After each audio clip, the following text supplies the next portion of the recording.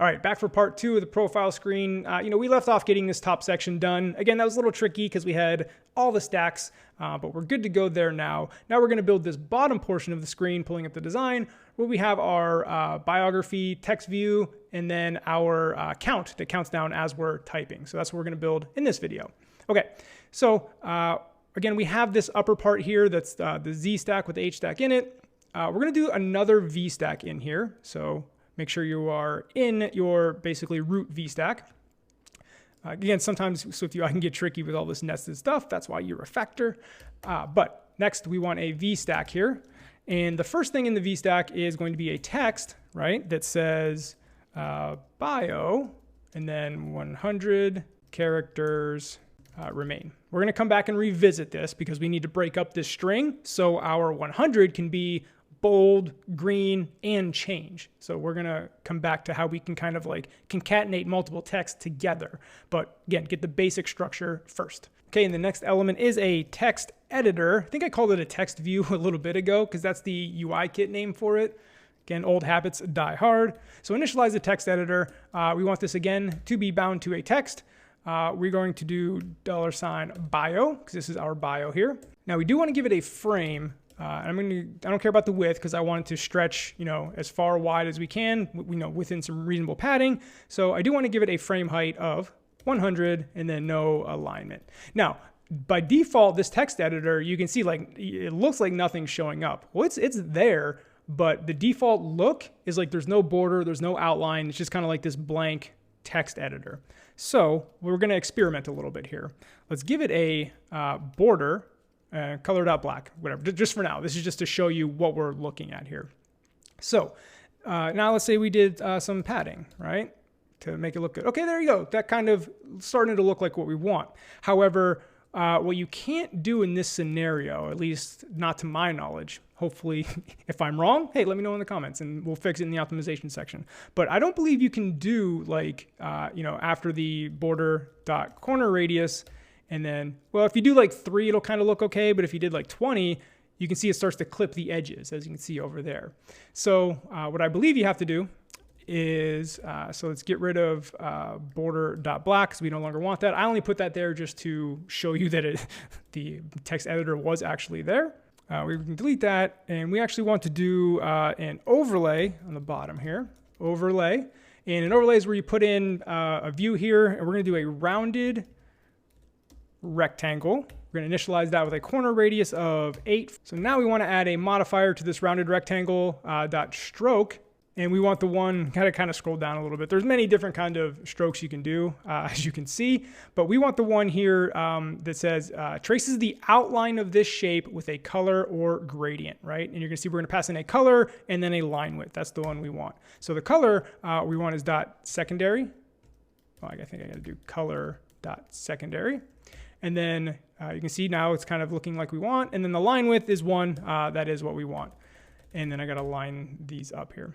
Okay, and now what I want to get rid of this padding for now. We're gonna revisit that in a second here. But that's what I want because I want to put the padding on the VStack all together. But first, let's revisit this bio 100 characters remain because I want all this to be like aligned left, right? I don't want this to be centered. So in the VStack, we can do alignment. And that is dot leading. There you go. Now everything's to the left. Now this is why I want to put the padding on the overall VStack so I don't have to put it like on each of them, not the text editor, right? So now I want to do padding, again, just dot horizontal and then 22, I think. Yeah, because I'm trying to like line it up. Maybe it's only 20. Yeah, trying to like obviously line it up these elements. So, and I guess I think that has a padding of 16 up top. So maybe that's the alignment. I don't know. I'm trying to eyeball it. That doesn't look right to me. Maybe it's an optical illusion. I'm going to go with 20, whatever. We're splitting hairs here. But now you can kind of see this is looking kind of like we want it. However, I want to adjust this spacing a little bit because I want this bio to be like more pushed down onto my text editor. So in the VStack, I'm going to add some spacing between them of 8 is what I dialed it into. And again, you see that kind of brought it up just a little bit. Maybe we'll do 6. I don't know. Again, you can kind of like dial this in. We'll go 8 because I forgot about my checkout button. It's going to be there. Okay, so now let's revisit this bio 100 characters remain because we're going to change this up a lot. Well, first of all, I wanted this font to be dot callout, just like a little smaller, a little more compact. And then dot foreground color is dot secondary.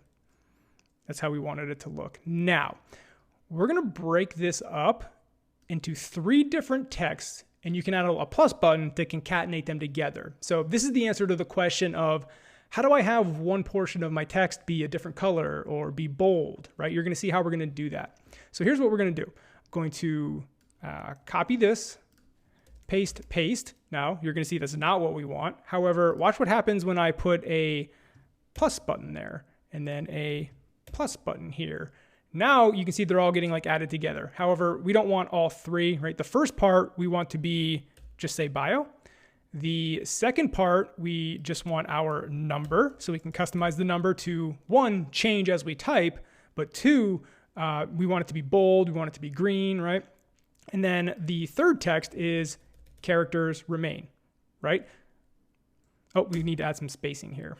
So put a space after the bio, colon, and a space before characters remain. So we have that. So now you can see our text looks just like it was. However, we concatenated it out into 3 separate texts, right? You can do that simply with just the plus. So now we can customize these texts however we want, right? For example, we want this text to be dot bold, right? So now you can see our 100 bolded a little bit, subtle difference. And then we want the foreground color to be brand primary.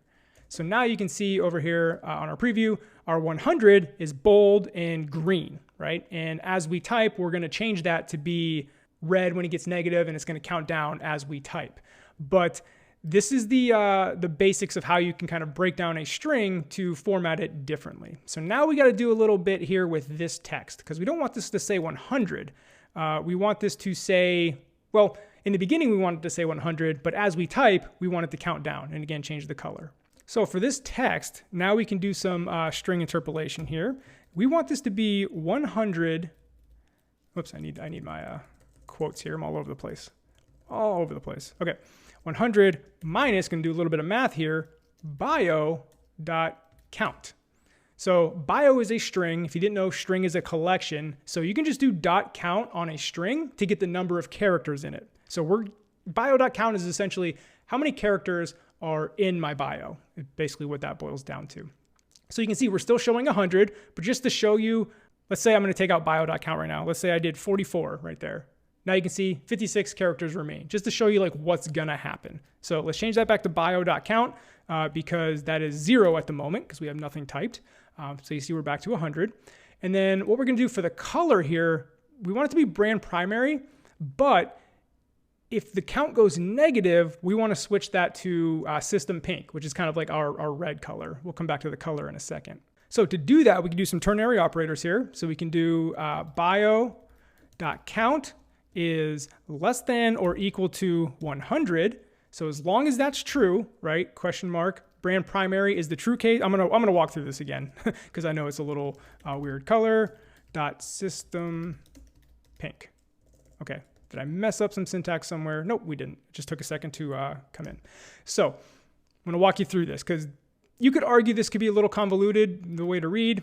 I think it's fine, but you could refactor it out to make it more readable should you so choose. But anyway, what we're saying here is the foreground color, as long as the bio.count, which is our character count of our bio, is less than 100, we want it to be green, brand primary. If it's greater than 100, go to system pink. So now let's resume this here. And again, we're going to refactor all this out. Like this is the type of stuff we're going to refactor this out into called like a characters remaining view. Because you can see this case gets kind of messy. But again, refactoring we'll probably do it in the next video. We'll do like a little project cleanup because we are getting to the point where this stuff is starting to get kind of messy. We got a lot of files. So we're going to do project cleanup next. But anyway, let's test this out here. Let's run this on the preview.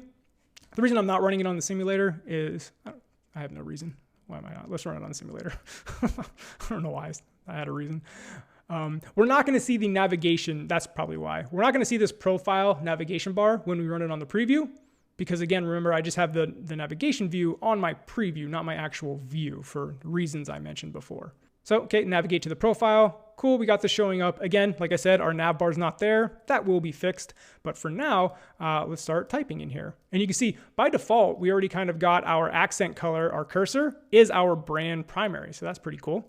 So as I start typing, like this is my bio, you can see my number counting down, and I'm gonna just push a bunch of buttons, keep going, keep going. Let's get to negative. Okay, here we go. Then as soon as it gets to negative, it goes red or system pink, whatever. So that is actually relatively simple in Swift UI. And again, that's the power of like declarative UI. Because what's going on here is because bio is a state variable, anytime that changes, our UI redraws. So basically the bio string is going from, like if I'm spelling Sean, it would be S, and then it would be SE, and then it would be SEA, and then SEAN. So that string is constantly changing, and we're constantly getting that count, and then we're redrawing this UI, which, the text is showing 100 minus bio.count as we're typing and we're changing it. And, this UI is drawing, the color is changing accordingly. So entering that or doing that functionality in UIKit, you would have to go to the UI text field delegate and then like on character changed, have a function where you like update certain parts of the UI. It's just much more convoluted. And this in my opinion really shows off how cool declarative versus imperative can be. And we covered declarative versus imperative in Swift UI fundamentals pretty heavily, in case you don't know what the hell I'm talking about. So the final piece of the puzzle here, I'm going to stop my simulator, is the button down at the bottom. So here you can see at the bottom of our VStack, we have this spacer. So I want to put the button after the spacer because I do want the button pushed all the way to the bottom of the screen. So we're going to create our pretty typical button. This is the button like I always create. It's that new like Apple look. Again, label. This is the multiple trailing closures. Oh boy. Oh boy.